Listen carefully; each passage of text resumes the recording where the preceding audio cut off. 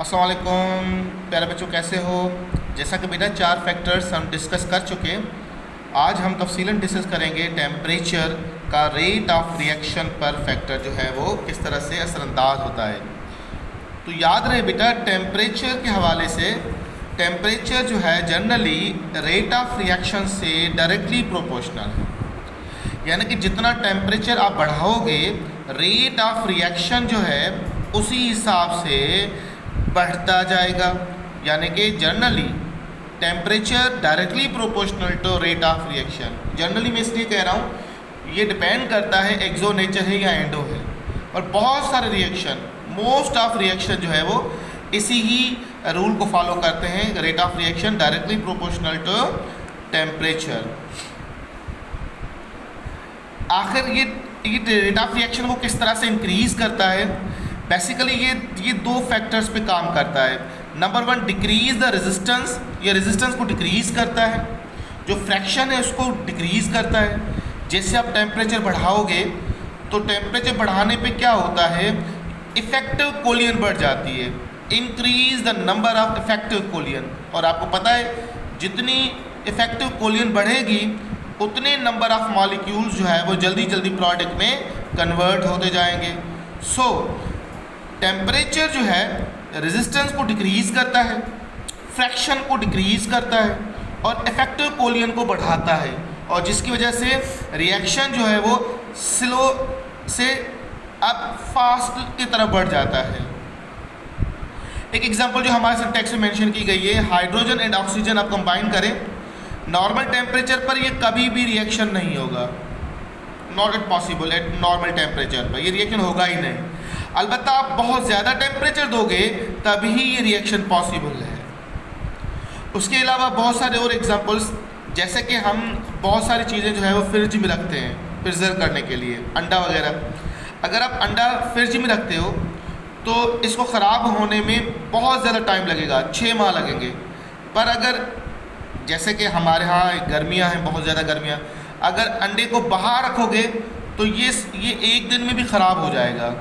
वजह ये टेम्परेचर है, क्योंकि रेट ऑफ रिएक्शन जो बाहर है बढ़ जाता है और रेट ऑफ रिएक्शन जो है वो कम हो जाता है जब टेम्परेचर क्या हो, आपका कम हो। अब सवाल ये है कि रेट ऑफ रिएक्शन कितना बढ़ता है, तो याद रहे बेटा एवरी 10 डिग्री, यानी कि वो 10 सेल्सियस में हो या 10 केल्विन हो, इसका कोई फ़र्क नहीं पड़ेगा। मैं पहले भी एक्सप्लेन कर चुका हूँ। याद रहे बेटा एवरी 10 डिग्री अगर आप टेम्परेचर इंक्रीज करोगे तो रेट ऑफ रिएक्शन डबल होगा। अब ये भी ज़रूर नहीं है कि एग्जैक्ट डबल हो, डबल से थोड़ा इंक्रीज ज़्यादा भी होगा और कम भी हो सकता है, पर एक राउंड फिगर जो है वो क्या है, आपकी डबल। ये मेंशन किया जाता है कि 2 टाइम्स और 3 टाइम्स। अगर 2 टाइम्स है तो रिएक्शन 2 टाइम्स बढ़ता जाएगा, 3 है तो 3 टाइम्स बढ़ता जाएगा। तो जनरली ये थम्स रूल जो हमें बतलाता है वो ये बतलाता है कि अगर 10 डिग्री आप टेम्परेचर बढ़ाओगे तो रेट ऑफ रिएक्शन भी क्या होगा, डबल होगा। मिसाल के तौर पर मैं आपको एक ग्राफिकल आपको समझाऊं और फिर कुछ एग्जांपल दे रहा हूं आपको। ये आपका एक टेम्परेचर है जिसका नाम T1 है बेटा, ये आपका क्या है, T1 टेम्परेचर है, और ये आपका टेम्परेचर जो है वो है आपका T2 टेम्परेचर है, इसको हमने नाम दिया T2 टेम्परेचर। अब क्या हुआ, अगर आप देखें ये तो फ्रैक्शन है, इसको छोड़ दो, यहाँ पर आ जाए, ये यहाँ से यहाँ तक का जो डिस्टेंस है, आप अगर आपको नज़र आ रहा हो, ये आपका T1, और यहाँ से अगर आप देखें तो ये क्या है, आपका T2 है। तो अगर आप देखें तो रेट ऑफ रिएक्शन जो है, यहाँ पर थ्रेशोल्ड एनर्जी है, बढ़ रही है with respect of temperature increase करने पे, और डबल हो रही है, एग्जैक्ट डबल हो रही है। इस लाइन को देखो तो ये लाइन आपको छोटी नज़र आ रही है, इस लाइन को देखो तो ये लाइन आपको बड़ी नज़र आ रही है। तो अप्रोक्सीमेटली ये डबल हो रहा है। रेट ऑफ रिएक्शन क्या हो रहा है आपका, rate of reaction will be a double. Look at over here, यहाँ पर अगर T1 देखें तो T1 का ये जो आप ये क्या है, ये एनर्जी है, एक्टिवेशन एनर्जी। यहाँ पर एक्टिवेशन एनर्जी, यहाँ पर देखें ये फ्रैक्शन है पूरा, यहाँ पर देखें तो यहाँ पर जो आपका प्रोडक्ट कोलियन है, इफेक्टिव कोलियन बहुत कम है, और जब आपने टेम्परेचर इंक्रीज किया T2 तो इफेक्टिव कोलियन क्या हुआ बेटा, इफेक्टिव कोलियन बढ़ गई। एग्जैक्टली डबल हो गई, तो रेट ऑफ रिएक्शन भी क्या हुआ आपका, डबल हुआ।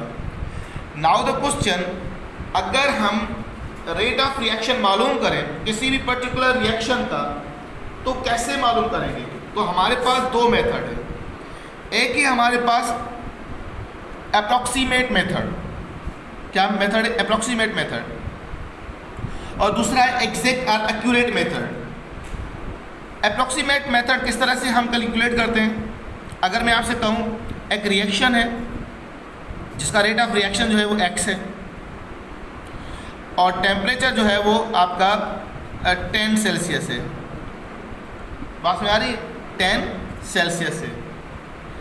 बताओ कि अगर मैं टेम्परेचर इंक्रीज करूं 10 से 40 डिग्री सेंटीग्रेड, तो रेट ऑफ रिएक्शन क्या होगा?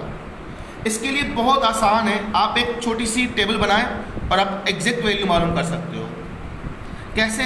आपने कहा जब 10 सेल्सियस था तो उस वक्त वैल्यू था आपका x, अब 20 हो गया, यहाँ पर 20, तो ये आ गया 2x, डबल कर दें। अब टेम्परेचर क्या हुआ 30, तो यहाँ पर इसका डबल क्या होगा 4x।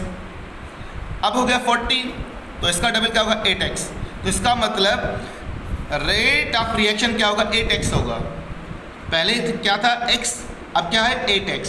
This is correct and accurate answer, sorry approximate answer. अब ये ज़रूर नहीं है, 19-20 का फ़र्क आ सकता है। जैसे हमारे सिंटेक्स में एक एग्जाम्पल दी जा रही है, अगर आप उस एग्जाम्पल को देखो तो वो एग्जाम्पल ये है कि अगर आपने टेम्परेचर इंक्रीज किया कितना, 400 से 450 सेल्सियस, 400 से 450 सेल्सियस अगर आपने इंक्रीज किया, तो रेट ऑफ रिएक्शन क्या होगा?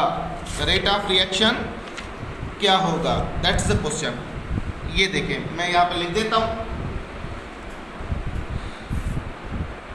400 से 450 सेल्सियस, और रेट ऑफ रिएक्शन कितना है? शुरू में 3 × 10⁻⁻12 है।